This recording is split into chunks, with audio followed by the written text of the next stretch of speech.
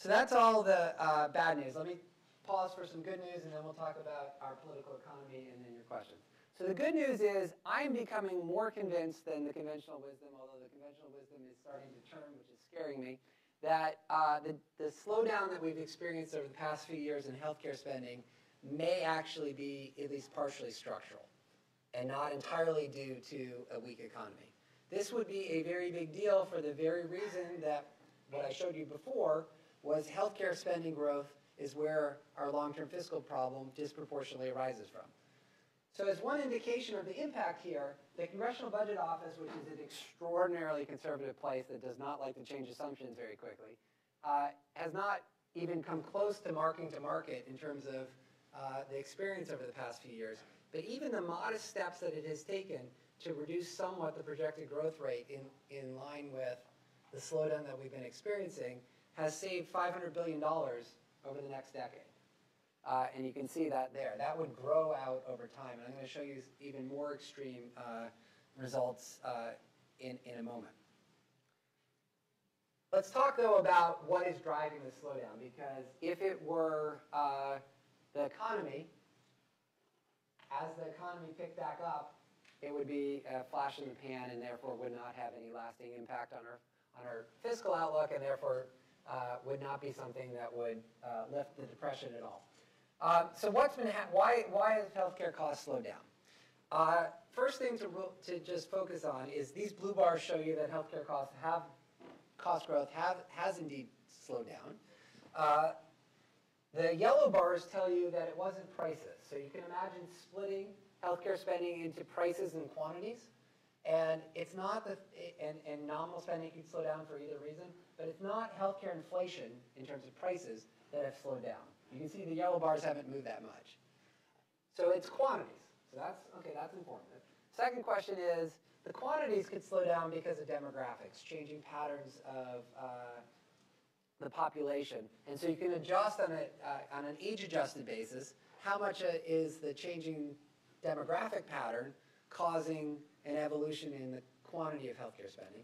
And the answer there is there hasn't been that much change either, in part because demographics move pretty slowly. So it'd be shocking if the demographic piece jumped up from one year to the next.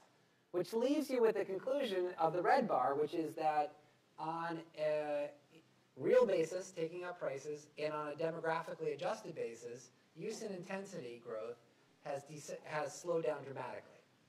And then the key question is, why is that?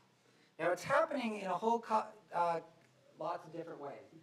This is the utilization index for private insurance firms. And you can see that here's the trend over the past 5 years. It's been running below trend for most of the quarters. That would most traditionally, again, so quantities consumed here. This is a utilization index, so it's on the same basis. It's taking up prices. That would suggest, or be most suggestive of, or potentially consistent with, I should say, a weak economy. Because this typically happens to commercial insurers during economic downturns. People lose their jobs, they face co-pays, and their incomes have gone down, and they forego unnecessary care. So the medical cost trend typically slows down during periods of economic weakness. So this piece suggests, well, maybe it is the economy, or it's at least not inconsistent with it being the economy. But now let me start to raise some questions about that. The first thing is, if it were the economy, in my mind, it would be really weird, really odd, if Medicare slowed down more than that commercial space. The commercial space is where you should have the most sensitivity to economic activities, to economic macro activity. Medicare beneficiaries typically have, I don't know if I have a slide on this, no, I don't, typically have wraparound coverage of some form, either Medigap or employer-provided wraparound coverage. So their net out-of-pocket expenses are typically pretty low. And the bulk of their income for most Medicare beneficiaries comes from Social Security, which is protected against macroeconomic fluctuations. So it'd be strange, not impossible, but strange if Medicare slowed down more than the commercial space if the story were a cyclical one. On the other hand, since Medicare has a disproportionate share of the high-cost cases, and you'd expect structural changes to show up first in the high-cost cases, or disproportionately in the high-cost cases. If there were a structural change going on, you'd expect Medicare to lead the way. If you look at the fact pattern, this is from S&P, Medicare has actually slowed down more than the commercial space has. Another way of putting it is, in the most recent year, which is a little bit hard because these are year over year, if you just look at the most recent 12-month period compared to the previous 12-month period, nominal health expenditures totally are up about 3.8%. Medicare spending is up about 3.0%. So Medicare, and before the downturn, they were growing at about the same rates. Medicare has slowed down more than the total, and therefore slowed down more than the commercial space has also.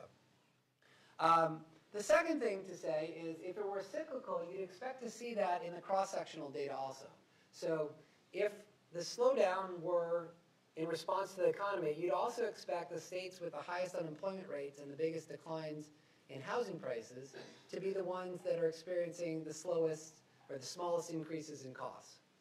I forgot whether I put up, yeah, so let me start with Medicare. Medicare, this shows you that kind of differences kind of thing, or actually this is the spending increase, but you can do it either way and the results are the same. The states with the bigger increases in unemployment have no higher rate of increase in Medicare spending than the states with smaller increases in unemployment rates. So that cross-sectional relationship does not suggest any cyclicality in the Medicare arena, which, by the way, is consistent with what I just said. Medicare is not that responsive to economic conditions in terms of its spend rates. If you look at total healthcare spending, putting the commercial people back in, you'd expect a little bit more sensitivity across states, and that's exactly what you find. That there, instead of it being no relationship, there is a bit of a relationship. The states that have bigger increases in unemployment did have smaller increases in healthcare spending. But the Council of Economic Advisors then used that relationship and said, what if that also holds at the national level? We now have a relationship between unemployment rates and healthcare spending. Now let's look at what happened to the national unemployment rate, apply this relationship, and ask what share of the slowdown in healthcare spending can you explain at the national level by the increase in unemployment rate? The answer is 18% since 2007. So by that analysis, the bulk of the slowdown has not been cyclical, at least if you use the cross-sectional data to define the cyclical component. Finally, I'm going to get to some of the structural changes, what could actually be behind the structural component here in a moment, because I think that's important too. You can't really tell a structural story if there's nothing structural changing. But before I do that, what are the consequences if this is continued? And this is really where I think it's worth pausing. The Council of Economic Advisors also did this calculation. The top blue bar line shows you the official projections. You can see the baby boomer bump. So between now and 2037 or 2040, the vast bulk of that increase from 3.7 up to a little north of 5, that's because the baby boomers are retiring. So it's mostly that we have more 70 and 80-year-olds. The ongoing increase thereafter, because at that point the demographics are projected to basically stabilize.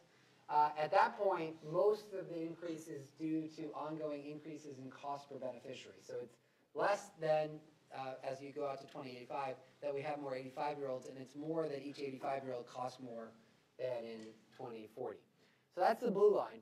So then the Council of Economic Advisors said, interesting, what if we took cost per beneficiary growth in Medicare, the average rate over the past 5 years, and instead of taking the official projections, just as a thought experiment, we plug that into the model and project Medicare spending forward if we continue to grow per beneficiary at the same rate as we did over the past 5 years.